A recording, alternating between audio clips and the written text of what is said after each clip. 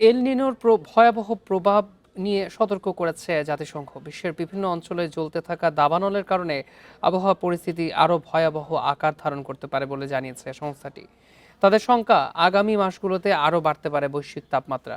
এর ফলে বিশ্বজুড়ে চরম আবহাওয়ার পরিস্থিতি সৃষ্টি হতে পারে বলে সতর্ক করেছে বিশ্ব আবহাওয়া সংস্থা। প্রতিবেদনে বলা হয়েছে, মধ্য প্রশান্ত মহাসাগরের সমুদ্রপৃষ্ঠের তাপমাত্রা স্বাভাবিকের চেয়ে 2.9 ডিগ্রি সেলসিয়াসে বেশি বাড়তে পারে।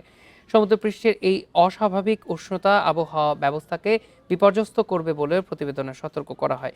এর ফলে বিশ্বজুড়ে বাড়ছে তাপপ্রবাহ, খরা ও বন্যার ঝুঁকি বৃদ্ধির আশঙ্কা।